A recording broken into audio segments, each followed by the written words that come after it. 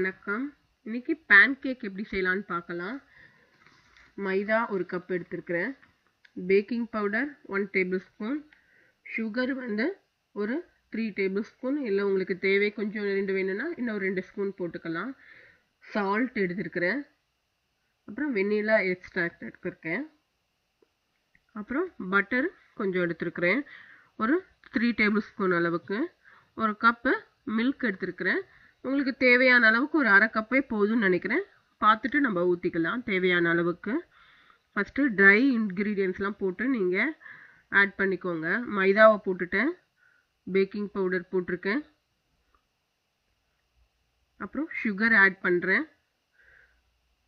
இந்த மாதிரி ட்ரையாக இருக்கிறதெல்லாம் போட்டு நல்லா மிக்ஸ் பண்ணிக்கோங்க. ஃபஸ்ட்டு மிக்ஸ் பண்ணிக்கிட்டு அடுத்து சால்ட் போடுறேன்.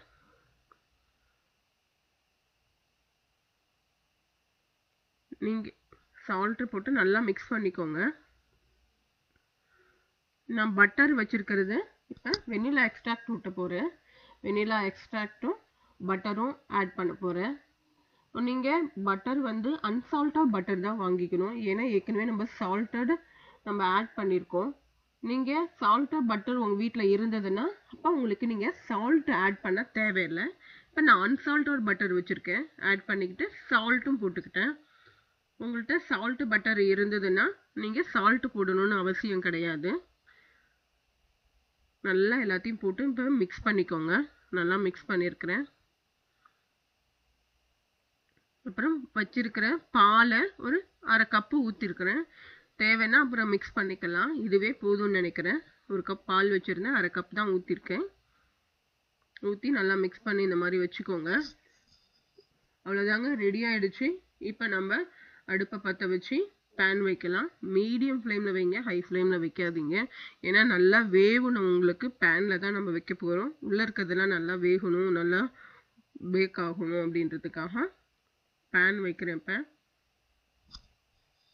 பேனை ஒரு மீடியம் ஃப்ளேமில் வச்சுக்கோங்க. தண்ணி தெளித்து பாருங்கள். இப்போ ஹீட் ஆகிடுச்சு. இந்த அளவுக்கு ஹீட் இருந்தால் போதும். ரொம்ப ஹீட்டாக இருந்தீங்கன்னா அடியில் தீஞ்சிடும், ஒரு மாதிரி நல்லா இருக்காது. இந்த மாதிரி இருக்கும். கொஞ்சம் பட்டர் போட்டுக்கோங்க. அதில் பட்டர் ஆட் பண்ணுறேன். போட்டுட்டு ஒரு ஃப்ளாட்டான கரண்டி எடுத்துக்கோங்க. பாருங்கள், இப்போ இந்த மாதிரி ஃப்ளாட்டான ஒரு கரண்டி எடுத்துக்கோங்க. ஏன்னா அப்போ தான் உங்களுக்கு ஸ்ப்ரெட் பண்ணுறதுக்கு ஈஸியாக இருக்கும். நல்லா ஃப்ளாட்டாக இருக்குது பாருங்கள். இப்போ இந்த மாவை எடுத்து இதில் அப்படியே ஊற்றணும். ரொம்ப ஸ்ப்ரெட் பண்ணக்கூடாதுங்க. தோசை ஊற்றுற மாதிரி ஸ்ப்ரெட் பண்ணக்கூடாது.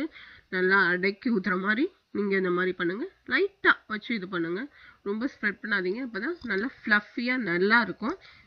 நல்லா சாஃப்டாக உங்களுக்கு நல்லா வரும். சூப்பராக இருக்கும். பசங்களாம் விரும்பி சாப்பிடுவாங்க. இப்போ ஒரு 2 மினிட்ஸ் ஆகிடுச்சு. 2 மினிட்ஸ் இல்லைங்க, 1 மினிட் தான். நல்லா பாருங்கள், ஓரத்துலலாம் அந்த வெந்திருக்கிறது தெரியும். மேலே ஒரு ஓட்டை ஓட்டையாக வந்திருக்கும் உங்களுக்கு. அப்போ உங்களுக்கு ரெடி ஆகிடுச்சின்னு அர்த்தம். இந்த மாதிரி உங்களுக்கு இருக்கும். கலர் அடியில் சேஞ்ச் ஆகிருக்கும். இன்னுக்குள்ள கலர் சேஞ்ச் ஆகலாம். இந்த மாதிரி அப்படியே உப்பி வருங்க. நல்லா இருக்கணும். வெயிட் பண்ணுங்கள்.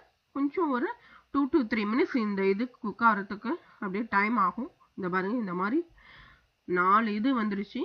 அந்த மாவில் 1 கப் மைதா மாவில் 4 பேன் கேக் சூப்பராக ரெடி பண்ணிட்டேன். ரொம்ப ஈஸியாக இருக்குது பாருங்கள். இந்த மாதிரி உங்களுக்கு நல்லா பேக் ஆகிருக்குன்னு அர்த்தம். நல்லா உள்ளெல்லாம் வெந்திருக்குன்னு அர்த்தம்.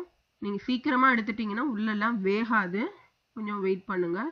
இப்போ பசங்களுக்கு ஏதாவது ஷேப்ஸ் வேணும்னாலும், இல்லை உங்கள் ஹஸ்பண்டுக்கு ஏதாவது நீங்கள் சர்ப்ரைஸ் பண்ணாலும் இந்த மாதிரி ஷேப்ஸ் வச்சு கொடுக்கலாம். இல்லையா, இல்லை நீங்கள் அப்படியே நைஃப் வச்சு கட் பண்ணிக்கலாம். இப்போ நான் ஷேப்ஸ் பண்ணுறேன் பாருங்கள், அழகாக இருக்குல்ல. இந்த மாதிரி ஷேப் வச்சு அழகாக நீங்கள் ஒரு சர்ப்ரைஸ் ரெசிபி பண்ணி கொடுக்கலாம். பசங்களுக்கு வேறு என்ன ஷேப்ஸ் பிடிக்கும்னாலும் அந்த ஷேப்ஸ் வச்சு பண்ணலாம். நான் ஹார்டின் ஷேப், ஸ்டாரு இதெல்லாம் வச்சு நான் பண்ண போகிறேன். பாருங்கள், இந்த மாதிரி வச்சு பண்ணியிருக்கிறேன். இதில் மேலே ஹனிலாம் ஊற்றி சாப்பிடலாம், ரொம்ப நல்லாயிருக்கும். சுகர் ஆட் பண்ணிக்கோங்க, வேணால் நல்லாயிருக்கும். பாருங்கள், இந்த மாதிரி உங்களுக்கு சூப்பராக இருக்குது பாருங்கள். இந்த அளவுக்கு ரொம்ப சாஃப்டாக இருக்குது.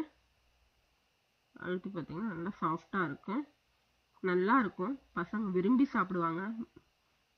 பாருங்க நிறைய ஷேப்ஸில் போட்டிருக்கேன். தேன் கூட நீங்கள் மேலே ஊற்றி பசங்களுக்கு கொடுக்கலாம், இல்லை சுகர் மேலே அப்படியே இது பண்ணி கொடுக்கலாம். எது விரும்பி சாப்பிட்றாங்களோ அதை கொடுக்கலாம். வீட்லேயே ஈஸியான செய்கிற சூப்பரான ரெசிபி பாருங்கள். 4 ரெடி ஆகிடுச்சு. ஹனி மேலே ஊற்றி சாப்பிட்றதுக்கு எல்லாம் ரெடி ஆகிட்டாங்க. நீங்களும் செஞ்சு பாருங்கள். உங்களுக்கு பிடிச்சிருந்தா உங்கள் ஃப்ரெண்ட்ஸுக்கெல்லாம் ஷேர் பண்ணுங்கள். Thank you very much. பாய். நன்றி.